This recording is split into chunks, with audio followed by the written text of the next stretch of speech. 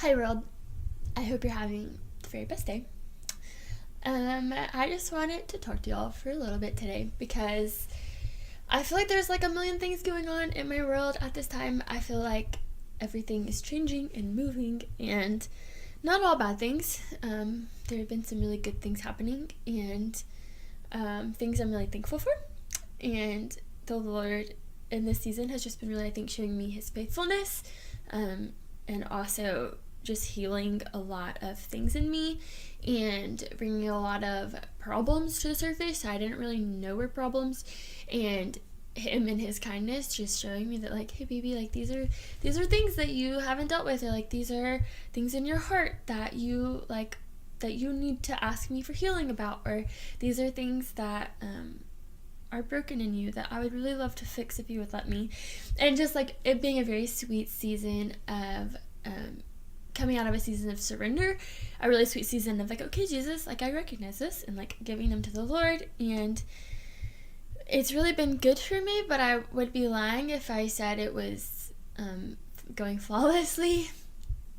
I think that in order to heal, you kind of have to realize that things are broken. And I think that for me, it's been just a lot of anguish. I think a lot of things that have broken me, and a lot of things that have really just like stolen my joy, and a lot of things that I just like don't know why they've happened. I don't know why people have treated me this way, or like I don't know why this thing has happened to me. Like I was in a car wreck this week and it wasn't my fault, and I did nothing wrong. I was wearing my seatbelt. I was going the right I almost said temperature. What the heck? I was going the right speed. I wasn't on my phone, and you know, things happen, and it's okay. Everything's gonna be all right. But I don't have a car right now, or like the fact that my dad has a surgery next week, and I'm really worried about it, and just like a lot of things going on. My life is like a lot of moving parts at the moment. Like I just got a house, but I also now don't have a car. So just a lot of things, and on top of that, a lot of heart issues that the Lord is just really trying to heal, I think. But in all of this, I think I've just really been learning a lot about anguish, and the purpose of heartache, and the purpose of hard seasons, and yeah. And so I wanted to read from Isaiah. I was going through, I let myself explore the Bible and not do my usual reading plan every now and then, and I found the story of King Hezekiah, and I love King Hezekiah, and did not know I loved King Hezekiah, but apparently I do. And it's just Isaiah 37, 38, 39. I love 42. I love all of Isaiah. But basically the gist is that King Hezekiah, there's a run-in with the Assyrians. The Lord, like, he brings it before the Lord. He's like, Jesus, they're saying these things about you. Help. And the Lord promises to defend the city. And he like ends up killing the king of Assyria. And then the very next chapter after this, like really great chapter, is titled Hezekiah's Illness. And poor Hezekiah, it says,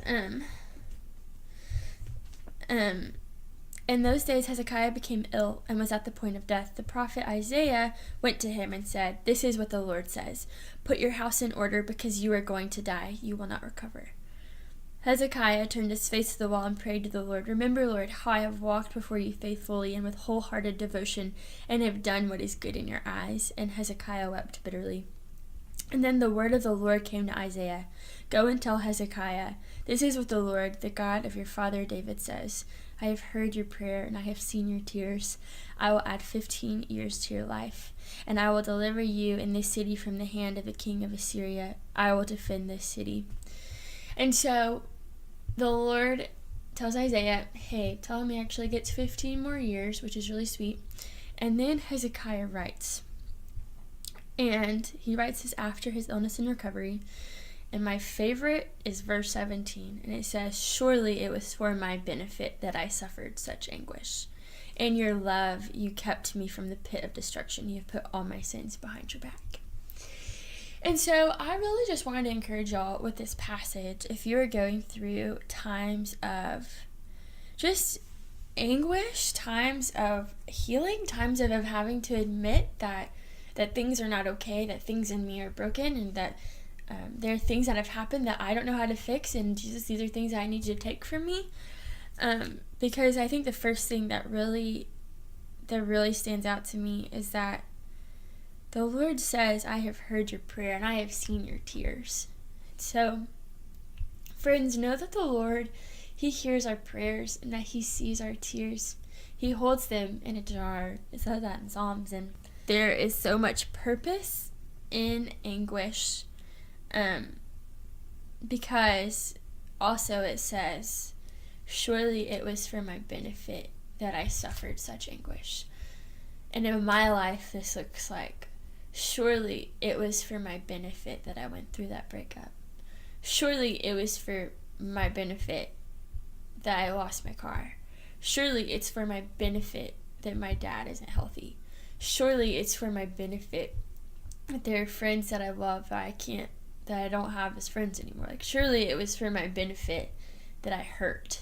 And so I just wanted to assure you that it's for your benefit, because the one thing Jesus is really concerned with is, it says, like, in your love you have kept me from the pit of destruction. And I feel like sometimes our anguish does that. Sometimes our anguish keeps us on the path of life, whereas without anguish and without needing Jesus, we kind of do things on our own and we kind of go our own way. And I feel like that can lead to very bad things. And so I think sometimes it's just a good thing where anguish can keep us on the path running to Jesus as our comfort instead of running to other things to satisfy our hearts. And then also in verse 15 it says, I will walk humbly all my years because of this anguish of my soul. I feel like anguish and pain humbles us. I think that had I not ever gone through a breakup with a man who actually broke up with me, I think I'd be very prideful still. I think that I would still be able to say that I have never been broken up with, that I've broken up with every man that's ever dated me. I think that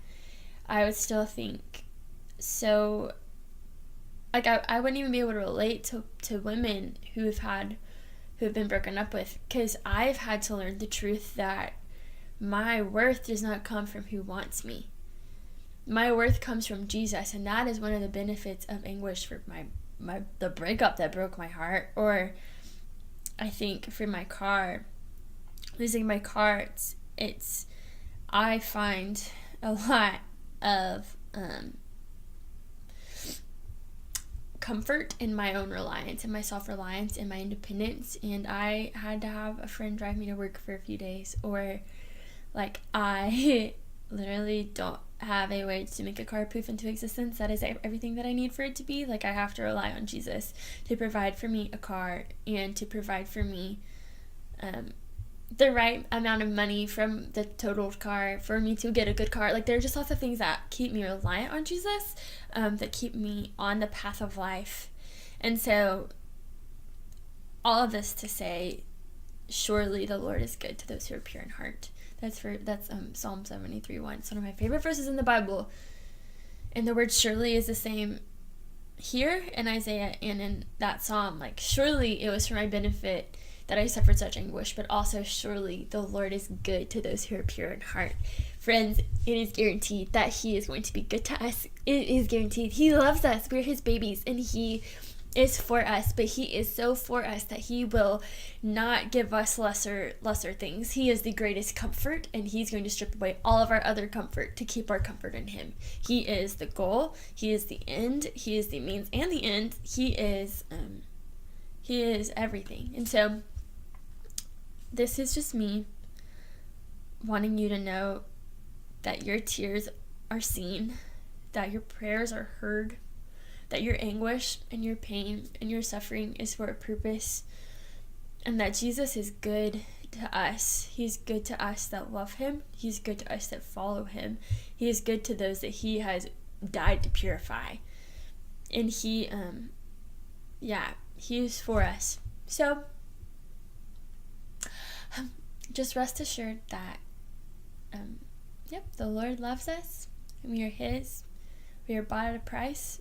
We are covered with His blood, and there's nothing that this world can do that can take away our joy. So I love you, people. I'm praying for you. I hope you have a really great rest of your day. Bye.